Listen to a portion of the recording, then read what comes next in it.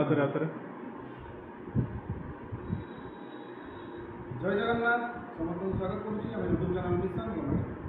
तो पुणी vocational teacher vacancy आसटा कौन आसी मोजाइक ओके मोजाइक मोजाइक आसी। तो ये apparel food processing health care IT और ईएस एति वैकेंसी आसी चार्टा ये। तो आपंकर ये 19 तारीख लास्ट डेट अच्छी 19 जुलाई ओके 19 जुलाई लास्ट अच्छी। ये गूगल फॉर्म में अप्लाई करने पड़ो।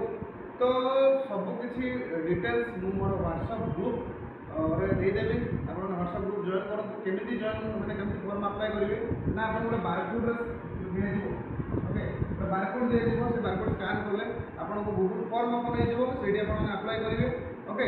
तो एवं जिते सब मैंने टीपी मैंने वैकेंसी बाहर कर बहुत शीघ्र एग्जाम कर बोर्ड में आईसेक तार एग्जाम डेट ऑलरेडी आसी ओके 22 जुलाई से डाकी दी ओके।